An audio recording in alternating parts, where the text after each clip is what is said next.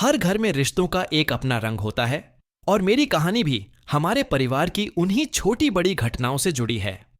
हमारे घर में 2 मंजिलें हैं। ऊपर वाले फ्लोर पर चाचा चाची रहते हैं, नीचे हम सब। मेरी चाची की उम्र 45 वर्ष है। हम लोग एक ही घर में रहते हैं। उम्र के इस पड़ाव में भी मेरी चाची ने अपने आप को बहुत मेंटेन करके रखा हुआ है। वो देखने में आज भी बहुत ही मस्त है। हमारे बाथरूम की दीवार पुरानी थी, जिसमें एक हल्का सा छेद था। वहां से मैं चाची को देखा करता था। तब मैं बहुत छोटा था। उसके बाद मैं कॉलेज की पढ़ाई के लिए बाहर चला गया था और अभी साल भर पहले ही लौटा हूं। मेरी जॉब मेरे शहर में ही लग गई थी। जब मैं घर में रहने लगा तो उस समय चाचा की तबीयत ठीक नहीं रहती थी। उनको रक्तचाप की समस्या रहने लगी थी। वैसे चाची के एक लड़का और एक लड़की थी, लेकिन वो दोनों ही बाहर पढ़ाई कर रहे थे। इसलिए उनके साथ मदद करने के नाम पर घर में मैं ही था। एक दिन मेरे छोटे भाई का जन्मदिन था। हमने तय किया कि सब लोग मिलकर बाहर डिनर के लिए जाएंगे। मम्मी, पापा, मैं, मेरा भाई और कुछ रिश्तेदार सब तैयार थे। मैंने चाची से भी साथ चलने को कहा। पहले तो उन्होंने मना किया। बोली, चाचा अकेले हैं, मैं कैसे जाऊं? लेकिन मेरे और मम्मी के बार बार कहने पर वह मान गई। हमारी कार में जगह की थोड़ी दिक्कत थी।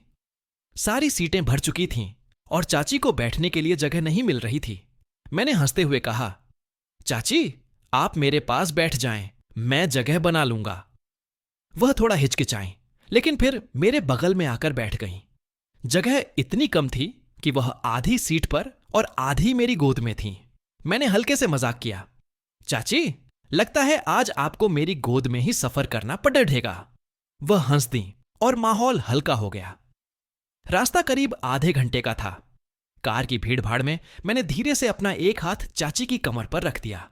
मुझे लगा शायद वह कुछ कहेंगी, लेकिन उन्होंने कुछ नहीं कहा।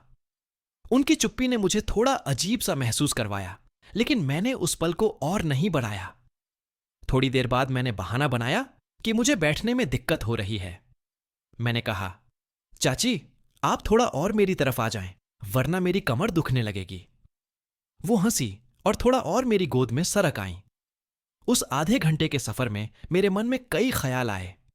चाची की सादगी, उनकी वह गर्मजोशी, सब कुछ मुझे उनके और करीब ले जा रहा था। लेकिन मैं जानता था कि यह सिर्फ एक पल था और इसे ज्यादा बढ़ाना ठीक नहीं। हम रेस्तरां पहुंचे और जन्मदिन की पार्टी में सब मस्ती में डूब गए। चाची भी खुलकर हंसी और उस रात वह पहले से ज्यादा खूबसूरत लग रही थीं। रेस्तरां में भाई का जन्मदिन शानदार रहा। हंसी मजाक, स्वादिष्ट खाना और परिवार का साथ, सब कुछ परफेक्ट था। चाची उस रात कुछ ज्यादा ही खुश नजर आ रही थीं। शायद इतने दिनों बाद वह घर की जिम्मेदारियों से थोड़ा बाहर निकल पाई थीं। उनकी हंसी और बिंदास अंदाज ने माहौल को और रंगीन कर दिया था। वापसी का समय हुआ तो फिर वही कार की जगह की समस्या सामने आई। हम सब थोड़े थके हुए थे, लेकिन मूड अभी भी हल्का फुल्का था।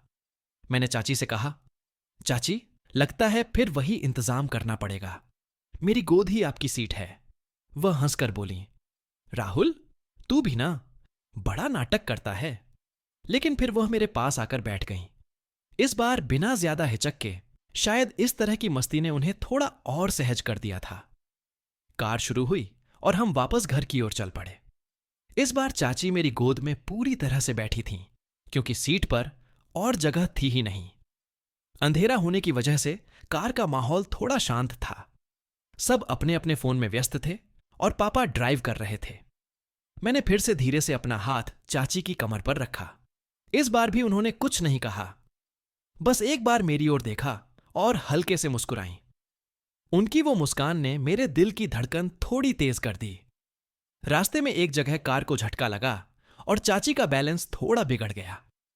मैंने तुरंत उन्हें संभाला और मजाक में कहा, चाची, आप तो गिरते गिरते बची। अच्छा हुआ मैं था। वह हंसकर बोली, हां हां, तू तो मेरा हीरो है। उनकी इस बात ने माहौल को और हल्का कर दिया। मैंने फिर से बहाना बनाया कि मुझे बैठने में तकलीफ हो रही है और उन्हें थोड़ा और अपनी तरफ खींच लिया। इस बार वो बिना किसी आपत्ति के मेरे और करीब आ गईं। सफर के दौरान मेरे मन में कई ख्याल आने लगे। चाची की वह सादगी, उनकी गर्मजोशी और वह इंतहा सा रिश्ता जो हमारे बीच पल रहा था, सब कुछ मुझे उलझन में डाल रहा था।